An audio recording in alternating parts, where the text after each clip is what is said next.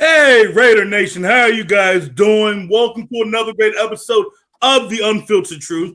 I'm your host, Phil Jones. Phil Robinson here with me. Happy Monday or Hangover Monday, how you want to put it. But we have a lot to dive into. Yesterday's loss was despicable. It was disgusting. It was... God, what's the other word I'm looking for, Phil? I think that was overselling it a little bit. So I'm overselling it? Yeah. I'm quite anxious to see where you're going with this. Sir, you need to flush the whole damn team down the toilet. The whole team. The whole team. Phil, there's so many things that played a part in this loss.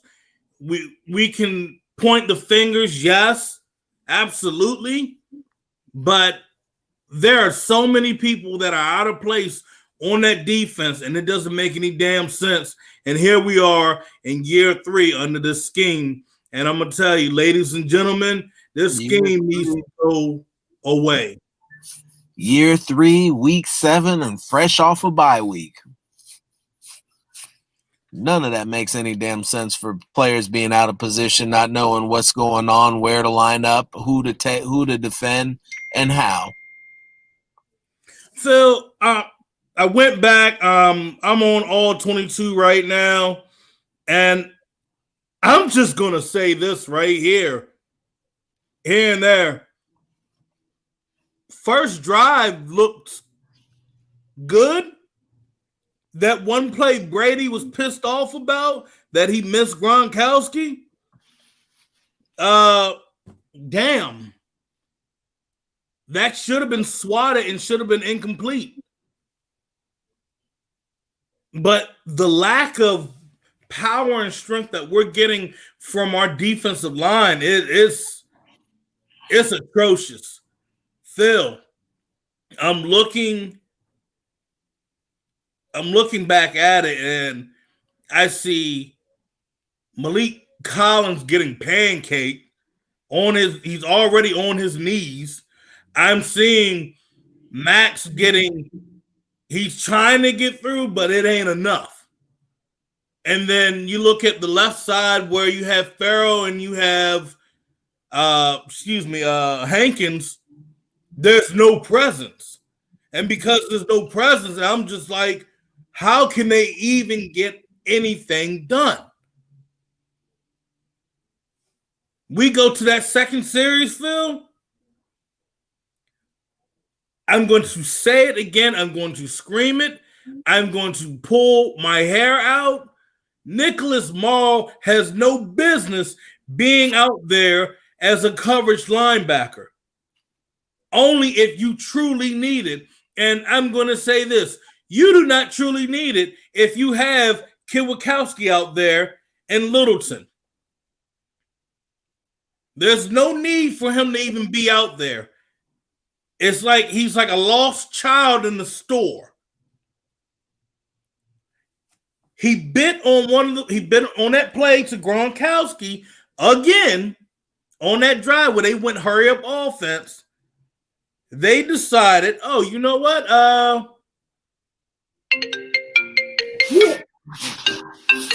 We're gonna have Nicholas Morrow just let's see if he bites on the running back. And lo and behold, he bit on the running back and then tried to drop back in the coverage. You want to answer that? Right? You want to answer that? You good? Yeah, I'm good. All right. Put that on mute. Anywho, you look back in coverage and he's biting on the running back, where if he were to stay where he was at home and then drop back, he would have been in clear position to stop that pass. I'm not going to say it's going to be an interception. He was going to be in clear position to stop Gronkowski from getting that pass. But instead, you have Littleton. Littleton, he did what he was supposed to do on that play. Kwiatkowski stayed where he was at. But I feel like the linebackers in this scheme, I don't know. They were just like in a bunch zone where they should have been dropping back a few more yards than what they should have been doing. But there were some things that I saw. There was no real, to be honest, really, there was no halftime adjustments. There were some things that were being ran back from the first quarter, the first half. And I'm wondering, sir, fix that. I'm wondering is this. Why am I seeing guys drop back 10, 15 yards back?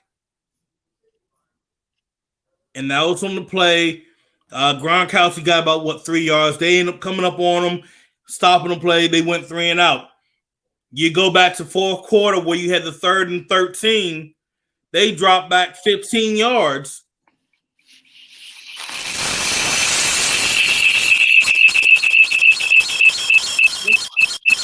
You good? You good? I don't know what's going on. You got 2 accounts popping up, man.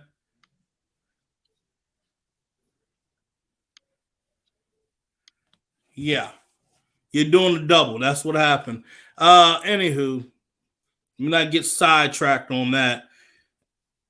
But Paul Guenther is running the same thing he did in the first quarter and then did it on that 3rd and 13 where Tom Brady's looking like, are you serious? Are you honestly serious? This is really happening right now. I'm going to take clear-cut advantage of this. And that's what ended up happening on that play. They went for the first down. The other thing that pissed me off, nobody wanted to go up and tackle Leonard Fournette. So we got guys that are scared to tackle. What's going on here, Phil?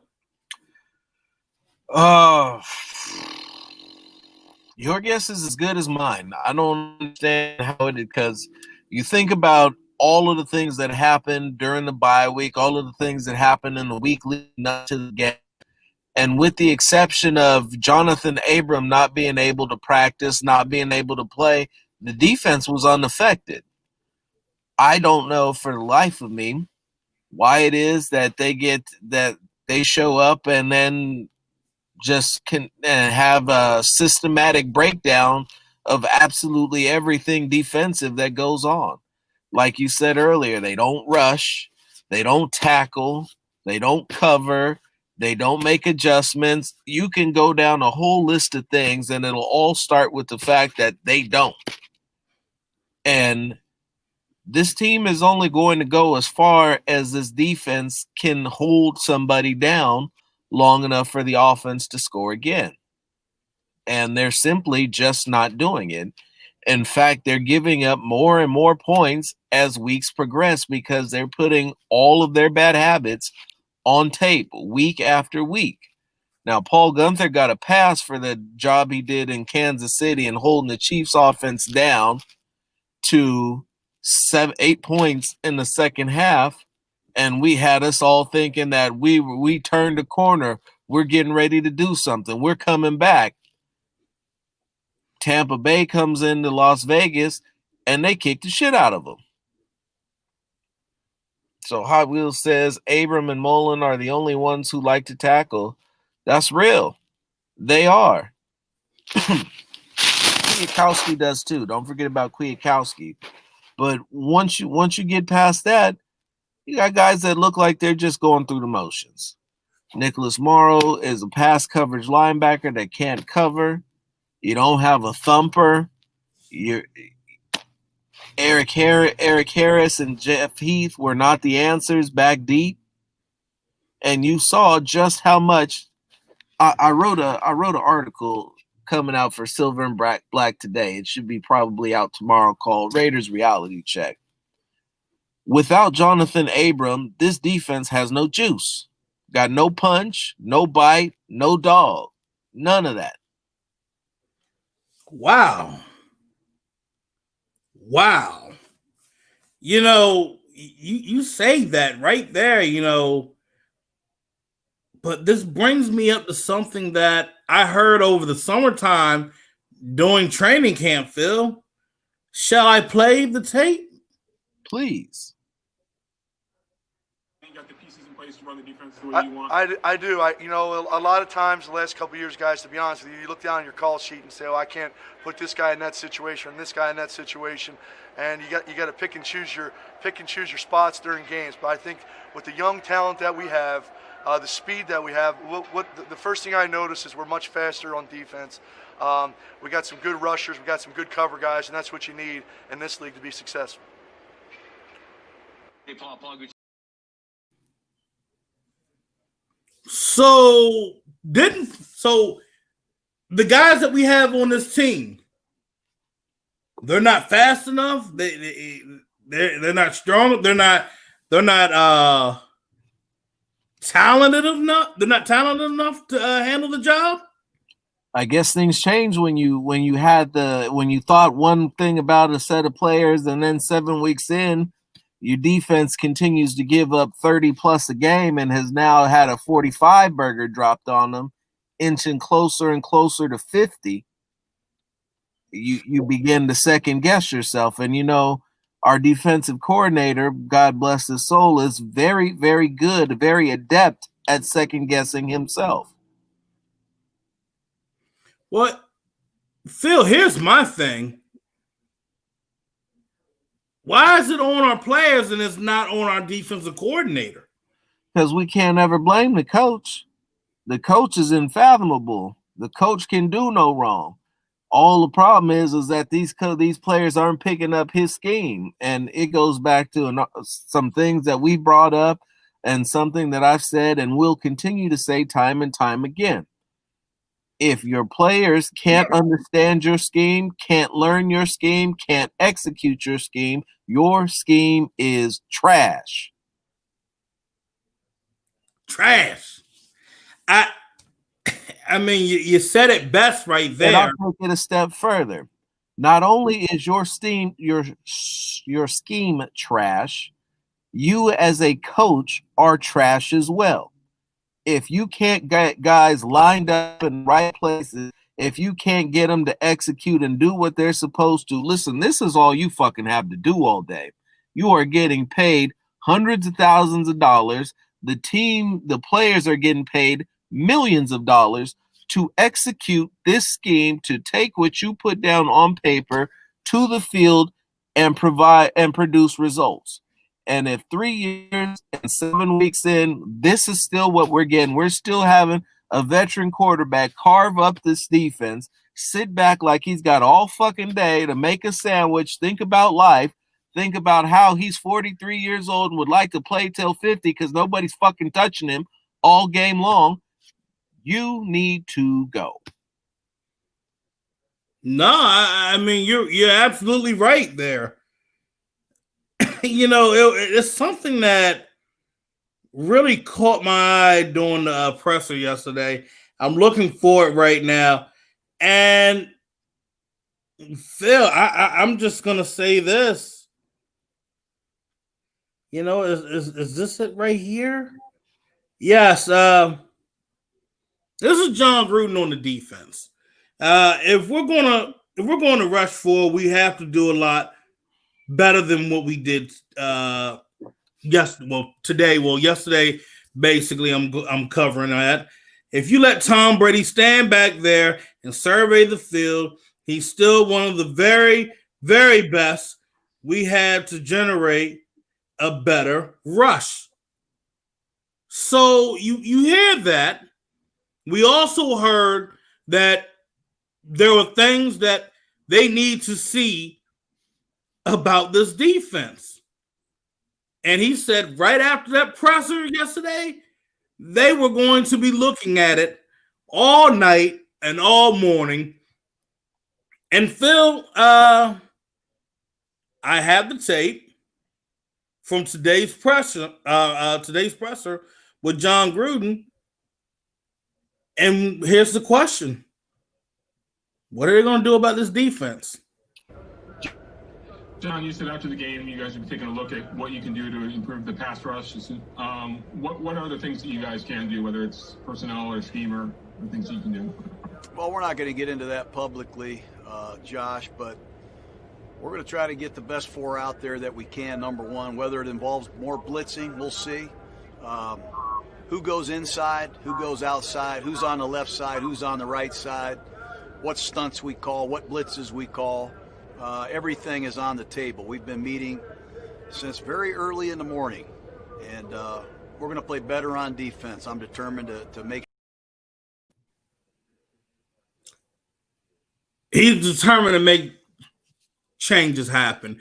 And further on, I understand you're not going to talk about this publicly because you're talking about a scheme. You don't want nobody to know what the fuck your scheme is. No. And to be honest, what it sounds like, he's getting ready to change this scheme. Now, granted, yes, we know that John Gruden is an offensive coach, but now that tells me there are other players into this factoring clusterfuck. Silky, come on. What? I'm talking about Silky the Mac. Playing better on defense means you give up 44 instead of 45. I'm not happy with that. Man.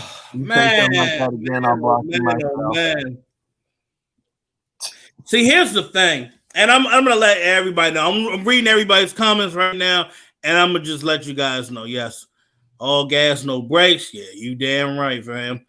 Here's my question. What do you do when you don't have talent? We do have talent. Lots of it. The fact of the matter is someone does not know how to use their talent. To be honest, you look at what you scraped together on offense. You had Darren Waller. Nobody knew who Darren Waller was. People were saying that Josh Jacobs was not going to be that kind of running back at first, and that was the truth. You look at the receiving core. You have Nelson Aguilar. People were saying in Philly he was trash. You look at this trash is another man's treasure. I'm going to finish this off right now. You look at what you have on this offensive line. Everybody say Incognito. Oh, my gosh, he's washed. You look at Gabe Jackson. People were screaming for Gabe Jackson to be gone. I even was one of them. People didn't have hope in Colton Miller. And look what Tom Cable's been able to do with those guys. Look what John Gruden's been able to do with his guys. The fact of the matter is you don't know how to coach your guys on defense. That is the problem. No, you're 100% right. You bring in guys, you ask them to do something that they don't normally do, and then feed them to the wolves and tell them that they don't understand the scheme. No, hold on, because some people don't not comprehending this. I know you're talking about the defense, but I'm saying you have talent on this team. You do have talent on this defense. You have to know how to coach your talent. Paul Guenther does not know how to coach his talent. It has been shown. To maximize his talent. And Jay, I'm not saying the offense is a problem. I'm giving a comparison on how you have guys on that side of the ball and guys know how to coach what they have there to make them look good, even sometimes sexy.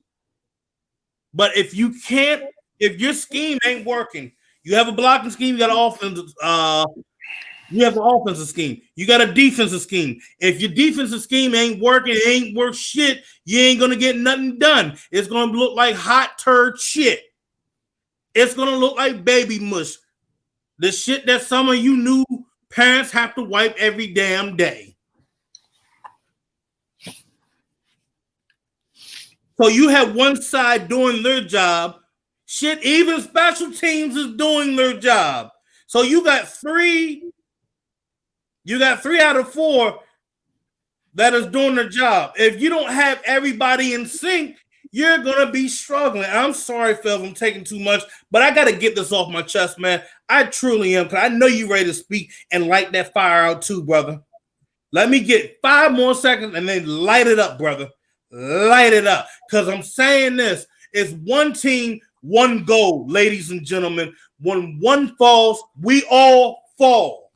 And that is what's happening to this team. The defense is falling. They are failing. And then we cannot succeed as one. Phil, hit it for me, brother. We could take it back and look at it like this. A lot of people question the talent on this team. There is plenty of talent. Said Max Crosby was a defensive rookie of the year candidate. Cleveland Farrell has been listed as a top 10 at his position without being a factor in the pass as a pass rusher. We brought in guys that were supposed to be able to do things and have got absolutely nothing out of them. Corey Littleton was the best coverage linebacker in the NFL statistically. You look at what he's done now, and you definitely wouldn't say that. You look at the production that these linebackers are getting in this scheme. It's a big fat 0. And you could even trace it back to Guenther's days in Cincinnati. They still didn't do shit in Cincinnati. The scheme basically just looks at linebackers as extra coverage guys. They get pinned to the inside way too easy on run plays. The blocking, it's not difficult to block them because they're all pinching in to try to allow linebackers and corners and safeties to come up and make tackles rather than having your linebackers do this, which is their actual job. You keep throwing out midgets, one midget after another to cover trees. I'm sorry, on what planet, how many times do you have to watch a 5'7", a 5'8", a 5'9", or a 5'10" guy try to cover a 6'6", 260-pound tight end and expect it to work? I have watched it fail for not 1, not 2, but 3 straight years. Hold on. What's that? Carl Joseph was not 5'10". He was standing on his fucking tippy toes. All right. You check the tape, it was 5'11". You check his draft mechanics, it was 5'11". I checked West Virginia. West Virginia didn't lie. He was 5'9". I believe it, but 5'9". They be effing up at the combine with some height and numbers, bro. Yeah, they give you an extra inch and 5 more pounds. Now we come at the 5'10" people, all right? You know, we still standing tall with some new midgets, all right? Don't 5'10", 5'11", don't come for us, all right? But regardless of that fact, your 5'7", your 5'8", your 5'9" slot corners are not fucking linebackers. Why in the fuck would you design a scheme where they're supposed to be the best tacklers on your football team? Let me just stop myself right there and say that again. Your 5'7", 5'8", or 5'9" slot corners are supposed to be your best fucking tacklers on the team. What the hell kind of scheme is that? You drop defensive ends back in coverage or have them play some type of zone at the line of scrimmage so that you can contain on the edges of your defensive line. But check this out. You are damn near last in the league in sacks and quarterback pressures, and every quarterback you play has about 10.5 seconds to sit back, look at one side of the field, stare it down, move to the other side of the field, stare it down, stop, look at the middle, think about what they might want to do, maybe even roll out for a half a second to give more time to come back, to look to the left and throw wherever in the hell they want to throw it. Over routes. I watch over routes destroy this team. The safeties don't know what to do. The linebackers are out of position. The only thing I have yet to see is 2 assholes on the defense running into each other in coverage. That's about the only thing I have not seen in defending an over route. Nobody wants to tackle. Nobody wants to hit. Nobody wants to show any type of signs of aggression unless they can, by some strange fluke, somebody comes free. And you would like to see more people come free, but your defensive coordinator would rather have you stand in a spot and wait for somebody to come to you. Defense is about attacking. Defense is about taking it to your opponent. You don't sit and wait for the offense to come and dictate to you what they're going to do so that you can think about, you know what might stop them. I think if we stood 3 guys over here to the left and 2 guys over here to the right, that we will defeat them with the empty middle defense. Newsflash, that shit ain't work. That shit ain't working. It ain't never going to work. Ever. I don't know how Paul Guenther did not understand that Tom Brady throws corner routes to his tight end. Fuck. Gronkowski has got 92 touchdowns with Tom Brady now. I knew he was going to run corner routes, and I watched 2 games worth of tape. This is his fucking job. He's supposed to have a strategy to stop this. And yet you watch Gronk run a corner, the other tight end run a corner.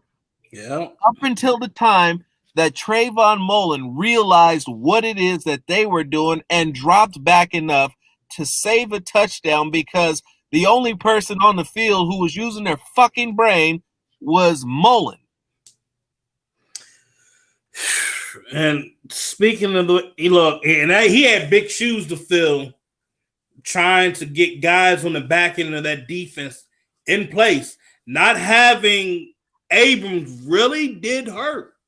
Not having him on that defense, it fucking hurt that secondary to the point of, I'm going to be real. If you had Jonathan Abrams out there on that defense yesterday, this might have been a different situation. I don't know if we would have came out with a win or not, but we damn sure probably wouldn't have gave up 45 fucking points. No. I'm going to say that for real.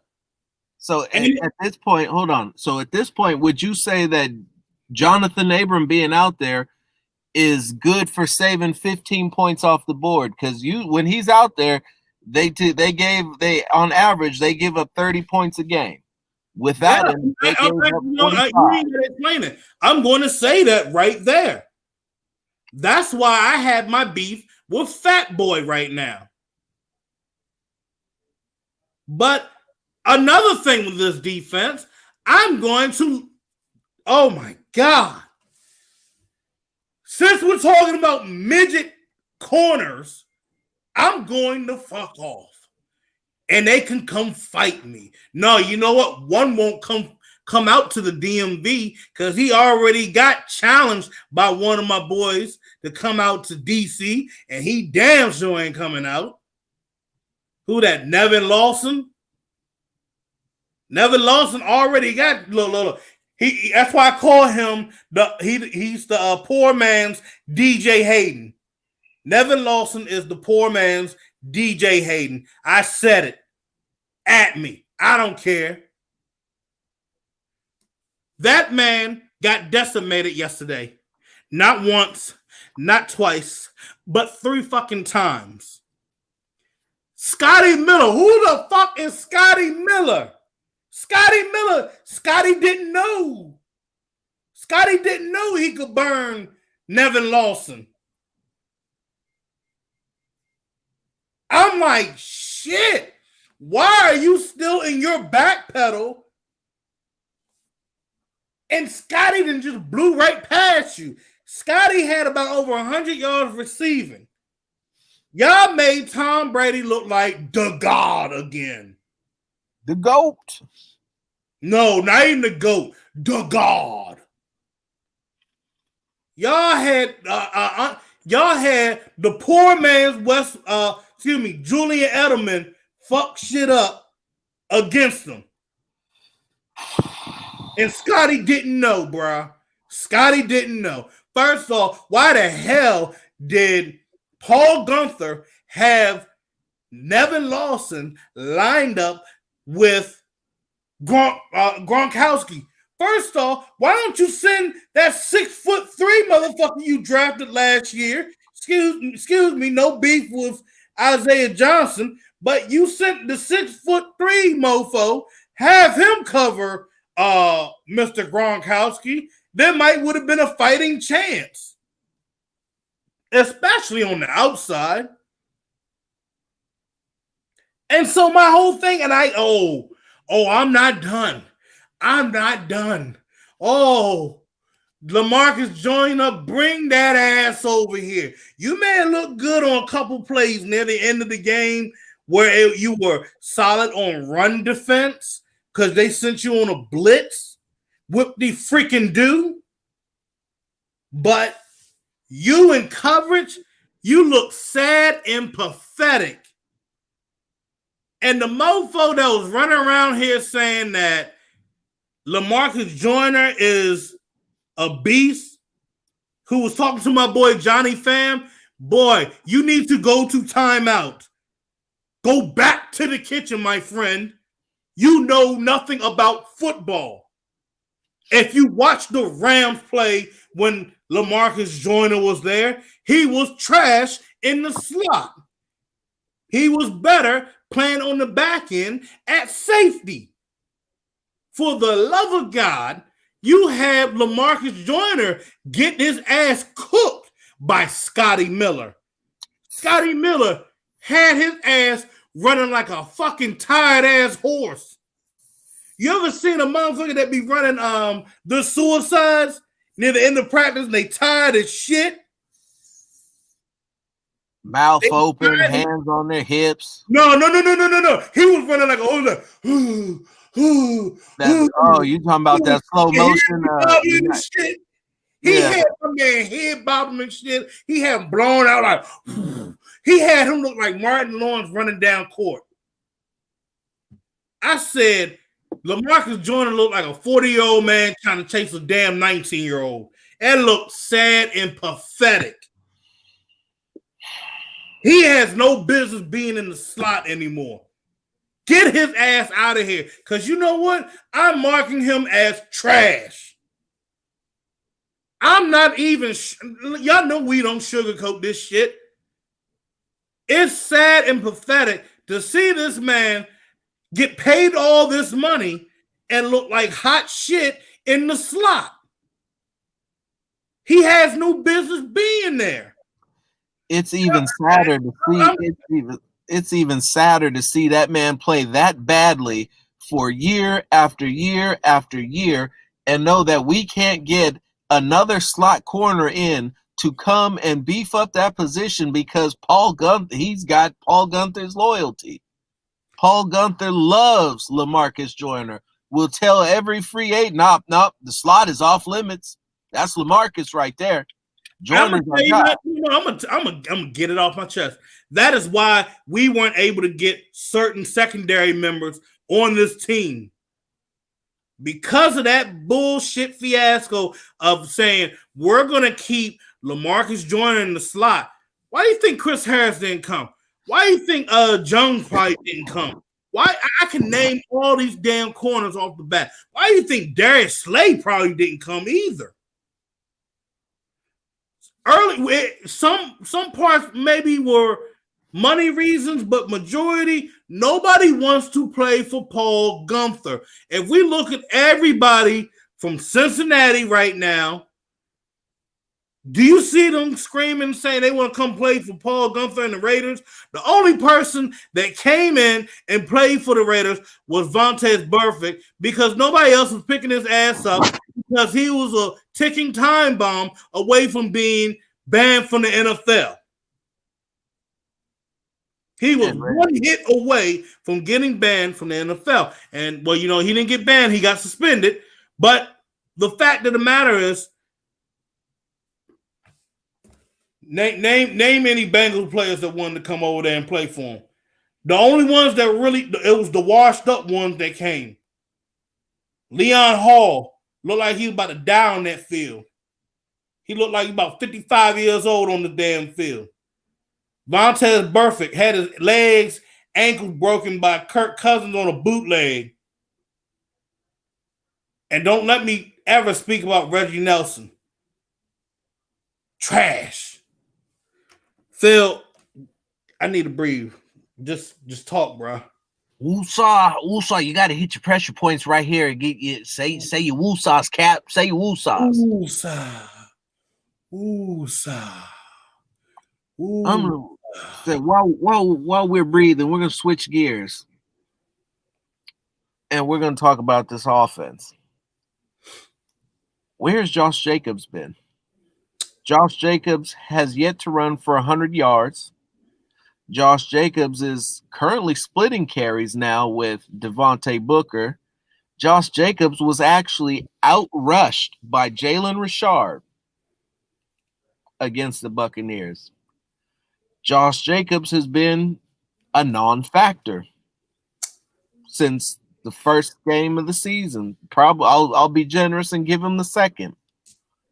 And it's not the blocking that's doing it. I was ready to put it on the offensive line, but having looked at the numbers, Josh Jacobs is only getting his yards per carry or his yards after contact are down a full yard from last season. Broken tackle. He's not breaking as many tackles as he broke last season. And dare I say, when I watched the game against the Buccaneers, he had on his tap dancing shoes. Now, I didn't get a chance to jump on the pregame show, but I wrote something and I've said what the Raiders need to do in order to run against the Tampa Bay Bucs is to get north and south. Sweeps were not going to work. Tosses were not going to work. Most importantly, zone runs were not going to work. And I'll be damned. They ran zone and they made Devin White look like a fucking hero. The linebackers ate that shit up like hotcakes. They saw them continue to go out there and do that zone run, and they blew it up. They ran around the slow offensive line and caught the running backs in the backfield, stopped them at the line of scrimmage, didn't let them get off, didn't let them do anything, and really made the Raiders one-dimensional. And without their right tackle, that's where they focused the blitz from. And that's how Devin White ended up with 3 sacks. And regardless of everything that happened with COVID, with Trent Brown, and let me just say this now, and everybody is not going to like this. Shut up about Trent Brown, because the Raiders need Trent Brown, and they need him desperately. There is no replacement. There is nobody on free agency to save the day. And even when it comes to next season or the offseason, can I add on to that right there? Stuck with Trent Brown, and that is the best thing for the football team, regardless of how much of a knucklehead he is off the field, regardless of what he's got tattooed on his arm, regardless of if you like the fact that Trent Brown loves Trent Brown more than anybody else. Trent Brown is the best thing to happen to the right tackle position since Lincoln Kennedy. I'm going to add on to that. Because you didn't have old Cupcake out there. I'm going to say like that old head that be talking football and shit. But anyway, the reason why you didn't have, I'm going to tell you, the reason having Trent Brown out there is this. Derek Carr not being able to have the time he wanted because pressure was coming on that right side. He lost about 4 or 5 big plays where he could have had 7 points. Nelson Aguilar was freed up on the outside. But because you're stuck with Sam Young, that is the walking injury report, and Brandon Parker, I don't know why he's even still out there. Jesus Christ.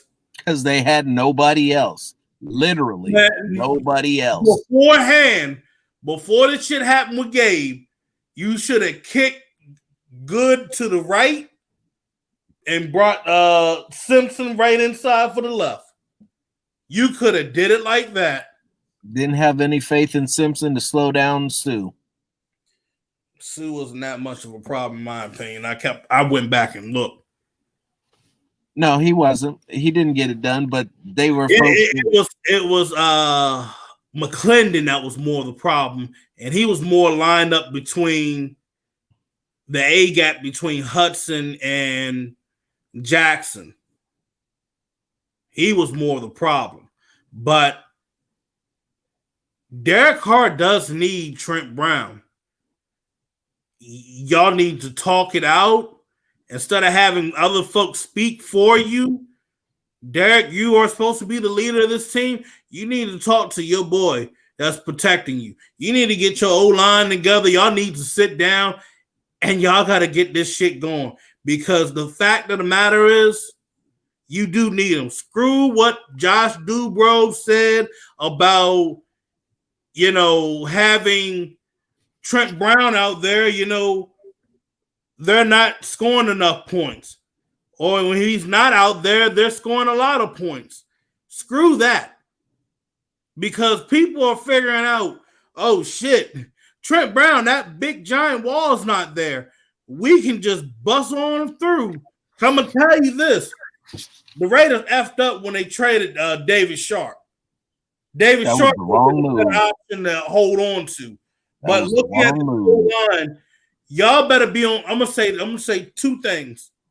Y'all better be on your knees this week praying that we have Incognito able to come back and play on Sunday.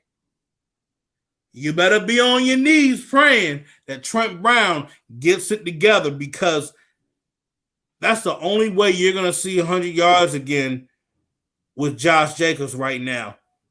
Yeah, he may be dealing with a little bit of he's nicked up, but for these holes to open up like Valhalla, ladies and gentlemen, you need these two key pieces ready to go. And that's all it is, Phil. Carr needs Trent Brown. But the question is, even though we are hammering Trent Brown down for his stupidity, and he has, and see, you need to be a big boy now, Phil, because you know what? You may say everybody needs to say stop it, but he does need to hear it. It's constructive criticism. He fucked up. Absolutely. And he fucked up big, because he didn't cost just himself. He cost his O-line not being able to practice, because damn if they needed practice. And it cost Jonathan Abrams being able to play. He was a ripple effect. I don't give a shit what anybody says. He was a ripple effect.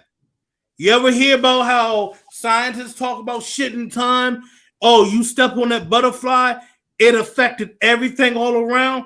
Well, lo and behold, Trent Brown getting COVID, taking the tracker off, caused a ripple effect with his teammates and affected the chemistry. And I'm going to say that shit. But he needs to get his shit back on and get it together where he can get off that list and be ready to go Sunday. They need it. And Gruden expects him to be back. He said as much during the press conference. While he didn't get into exactly what was required, but he alluded to the fact that he needed to pass a few tests in order to get back. But Trent was largely asymptomatic, and hopefully he's healed magically, ditched the virus, defeated it, whatever it is that he needs to do to get back on the field. Because quite frankly, the Raiders have had two backups on their offensive line all season long. And the two backups have performed admirably, but they are two backups for a reason. And in order to move forward and continue to progress, the Raiders need their starters. Yes. I know I tweeted out something yesterday about why we haven't been seeing enough targets for Ruggs.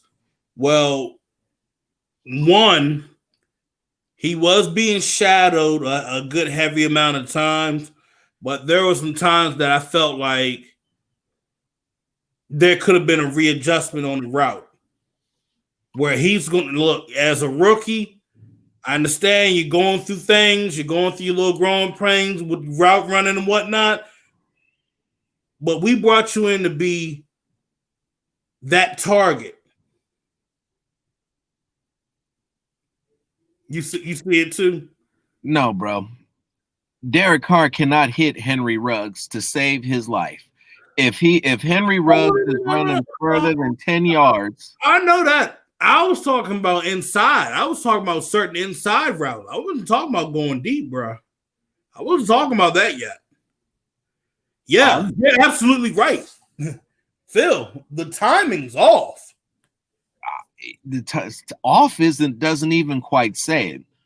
You've had it all the time that you had in the off season. You've been in the parks, throwing balls in the parks when nobody else was practicing. You had the allotted NFL off season and training camp. You are 7 weeks into the season, including just coming off a bye week, and you cannot connect with your best deep threat at all. It's either overthrowing a guy who's got 4.2 speed or underthrowing him and making him play like he's fucking Mike Evans, running and jumping up and down to do shit. And it just does. Go on, finish up. Yeah. And it just doesn't make any sense to me how it is that you can't hit him in stride. You look at the way that Derek throws the Nelson Aguilar gets passes where he can do something with it. Yeah. Darren Waller has to reach behind him. Hunter Renfro's got to stop, spin around, ball to his knees, and then get up and run. Ruggs has got to climb a ladder, dive, fight off a guy who's holding him by the shoulder pads, or he doesn't get the ball. And see, that's the thing. There has got to be. Because the thing of it is, if you got them guys pulling on Ruggs, the penalty is going to get called. At least it should. But Phil, you're right, because I went back and looked at it. It's not just this game, but it's just been games. He's missing his guy. Like, the timing's not off, and they need to work on that. They gotta fix that. That's going to be a problem. If you're looking to go deep for him on a 2nd and 8, or maybe a 3rd and 8, you say, all right, I'm gonna just launch it up. How are you overthrowing that? It's not that hard. It is, because he's consistently doing it.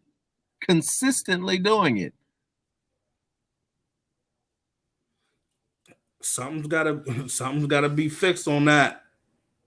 I don't know, and I'm starting to wonder in practice, are you going to him more, or are you just going with the basic? I'm going to Waller, I'm going to Aguilar. I'll go to you on 1-2 big plays. Like, in my opinion, I feel like it's a travesty if they're using him like Hollywood Brown is being used in Baltimore. Whereas I feel Ruggs should be coming up to about 900-yard season receiving. I'm not going to jump to 1,000 yards because, with the way shit's going right now, he can get open. You need to just throw it deep. You need to trust your gut. I feel like there's a little bit of overthinking. Yes, we may see that these numbers with Derek Carr is looking great, but man, you got to get your guy on target. You got to get in sync with them if you guys want to be hearing Carr to Ruggs every damn Sunday. Because right now, you're only going to hear it once in a while because he can't get the timing right. Unless it's a short route. He can only hit him in zig routes and short routes. And you would think at some point that Gruden himself would make the adjustment. If Carr's not hitting him like that, then maybe perhaps he needs to go back to running those over routes like he did in the first game off of play action, to where there isn't a defender underneath him and nothing but sideline in front of him, so that maybe Carr can hit him better. Because the way that it looks to me is that whenever you see Ruggs go deep and Carr throw deep to Ruggs, he's just chucking it. He don't know where it's going. He's throwing it in the general vicinity of where he thinks Ruggs can go get it. He's not throwing it with confidence. And you can tell the difference in looking at how the ball arrives to Ruggs and how the ball arrives to Aguilar. You know, one of the penalties they called back, they called on Tampa Bay. Something really got me where I was like, why are you throwing this into that double coverage? This was like 2 or 3 corners right there. I was like, what are you doing, dude? That was a free play. YOLO. I'm looking for my target. YOLO. And that ball has been lobbing lately. Now, to his credit, for that particular play, okay, for those particular plays, he's been getting bumped a lot in the middle of his throws. Yeah. And that's another one of those reasons why you need Trent Brown back, because regardless of if he can't step into it and execute his mechanics because his lineman is getting driven back into him, or the lineman or the defensive end is slapping his elbow when he's coming forward, and that's not on him. No, that's true. And, you know, come to an example, you were talking about those play actions on those routes. You know, he had one on Sunday, but because you had Sam Young getting pushed back towards him, he couldn't really execute it. And that was actually one of the plays that was supposed to go to Ruggs. Mm-hmm. So, yeah, Trent Brown, your ass is needed back. And you're making all this damn money, your ass need to get back to work. And earn it. Now, I know we got back on the offense, but now I'm going to say this. I mean, that mean video I did. I mean, I wish that's how it went with Gruden and Guenther. You know, Thanos and Gamora at the edge. You know, just being thrown off and shit. Wish it went like that, but I'm gonna say this. I do believe that the scheme is going to change with this defense. John Gruden has let Paul Guenther step in the way of his destiny too many damn times with this defense. I even say going back to year one, you could have been a 7-9 team, but your defense was horrid.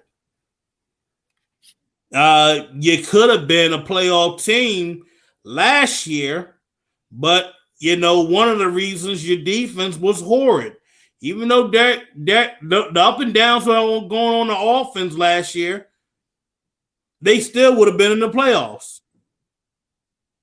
Now you come to this year, you're 3-3 where you should have been, I don't know, 5-1. Yeah, 5-1. I'm gonna let them have that loss against Buffalo. You know what? No, I'm gonna let them have that. I'm gonna just say Let them have the fucking loss in Tampa Bay. That Tampa Bay loss. I'm gonna let them have that. But them other games, I'm like, shit, what the fuck happened?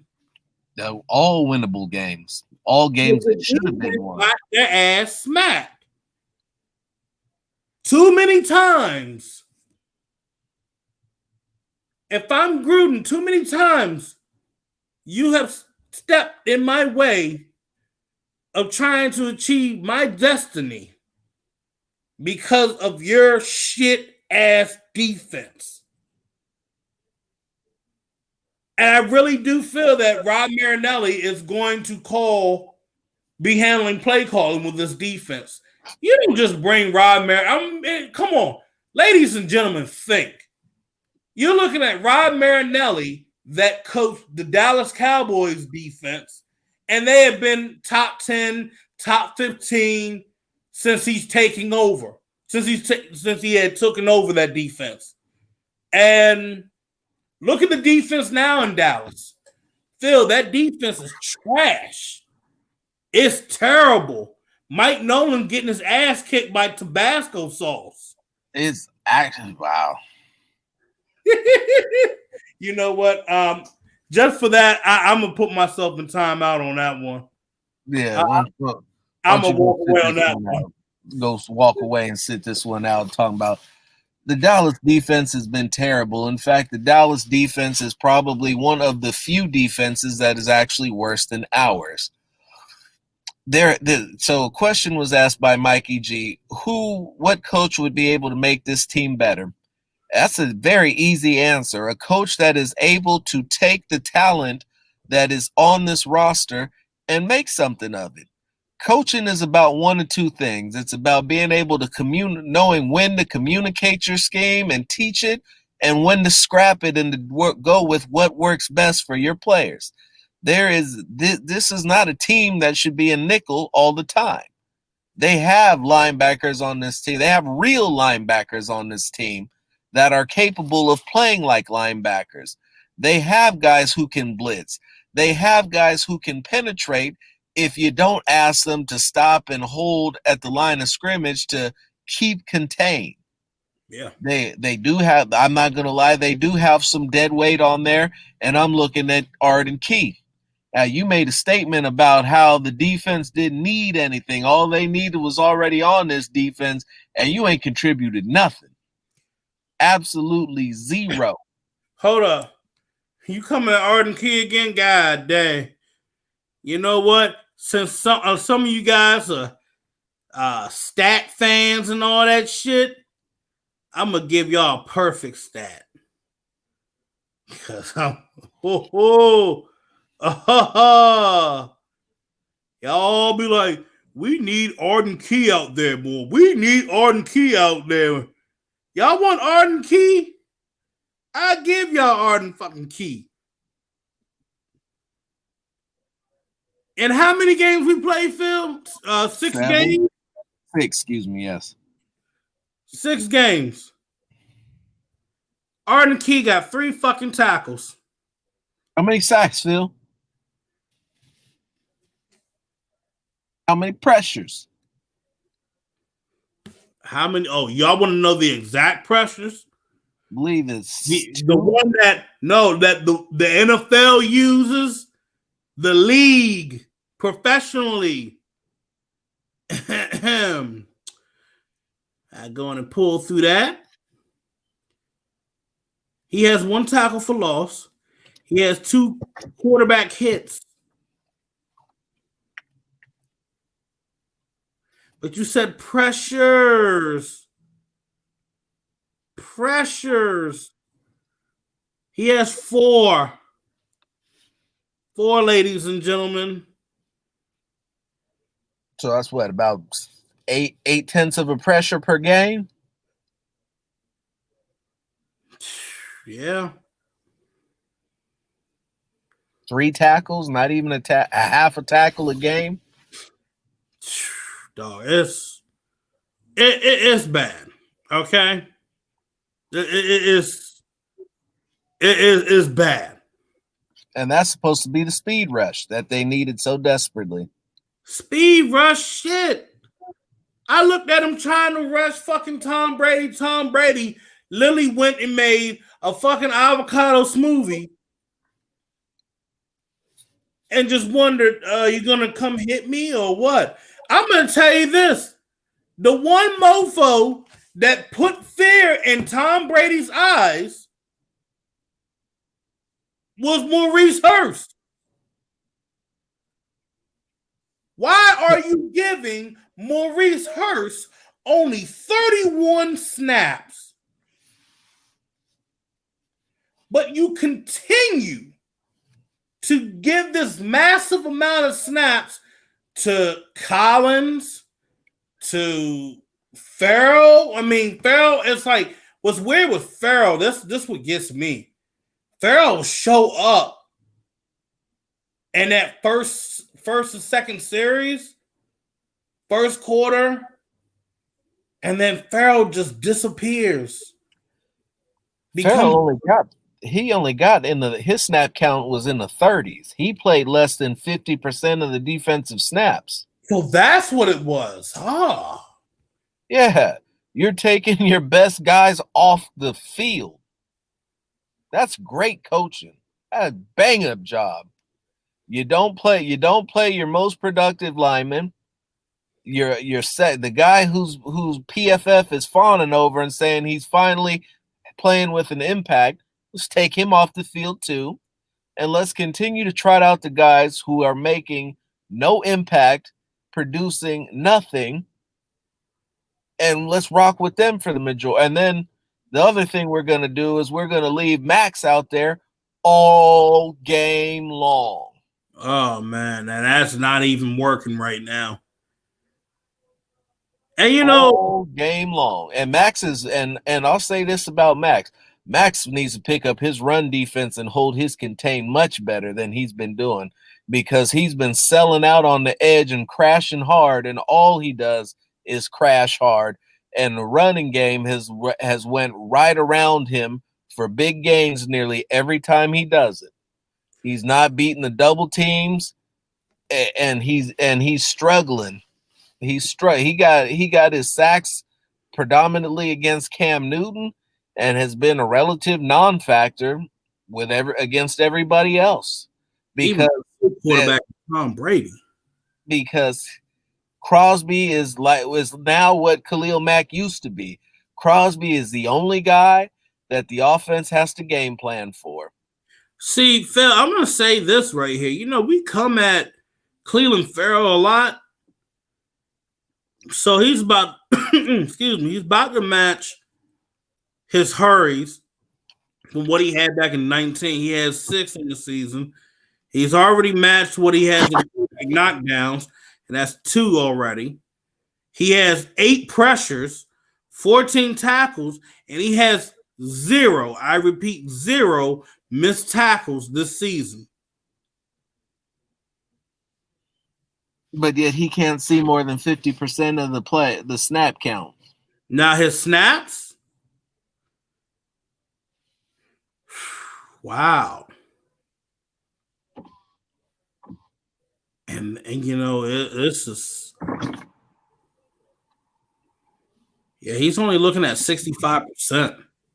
So what that tells me is that now as we go ahead and we start looking up the chain, and Gruden is looking up the chain, and Gruden is talking about making alterations to scheme, personnel, formations, and situational football, because Gruden has been forced to take his eyes off of the offense and start looking at how to fix the defense, because the guy that he's paying to fix his defense ain't getting it done.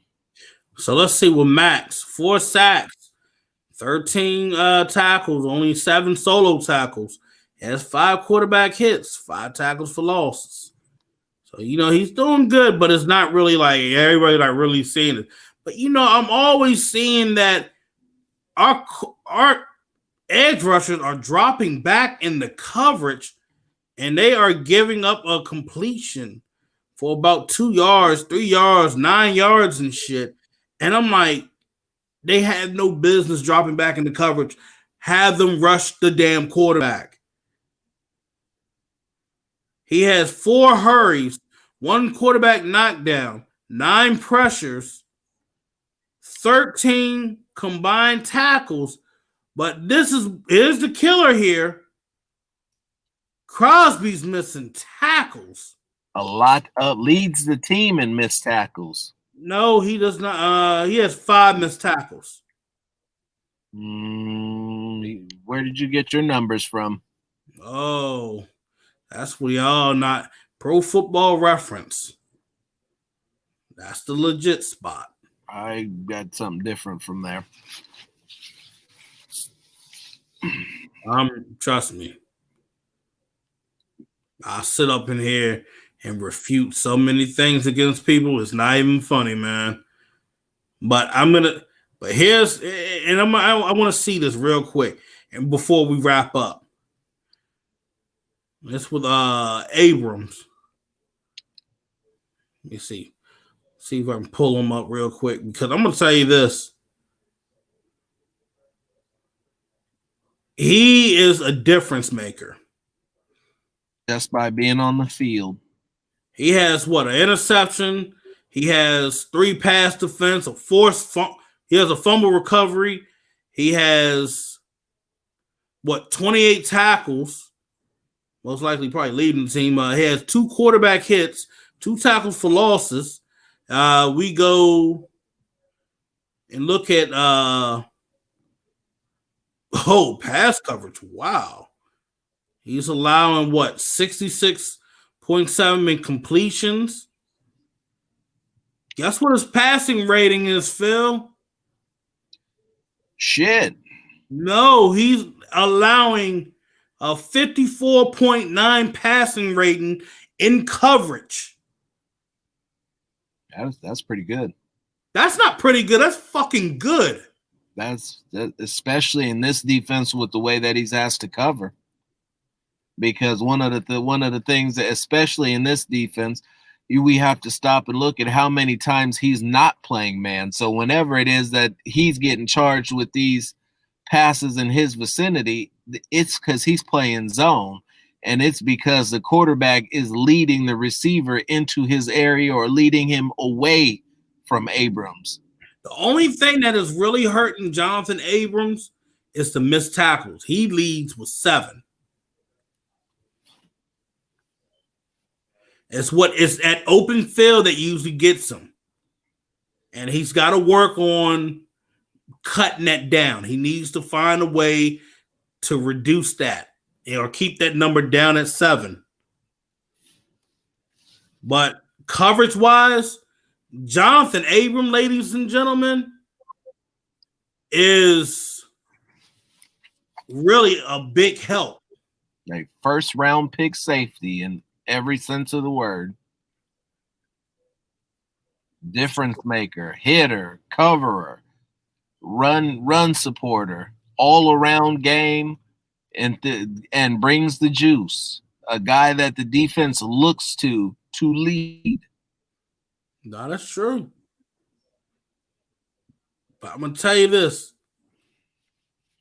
Trayvon Mullins got to get this together. I know he's been asked to do a lot, but he's not giving up a whole ton of yards. He's only giving up 147 yards. But those 2 touchdowns, man. Those 2 touchdowns kind of hurt. 2. But the thing of it is, it's a lot of missed tackles that are hurting the Raiders out there on that defense. He has 5 missed tackles. And just, you know what, just to piss me off, Nevin Lawson. I'm going to need a drink after this one. Oh, man, I'm torturing myself. Funny, he has a sack. Oh, man. A man is allowing a completion. Now, mind you, I don't think this has been updated yet, but he's allowing a completion of 71.4. And I damn sure know he's already given up those three touchdowns from yesterday's game. But the passing rating that he allows is just atrocious, Phil. It's not good. No, I feel you on that. But again, he wasn't supposed to be the starter. No. Filling in. You know what's funny? When they signed him to come in and be a help. But other than that, look, I'm not diving into anymore because it's just going to stress me out. But other than that, hey, ladies and gentlemen, this is the end of the Unfiltered Truth. I appreciate you guys tuning in tonight.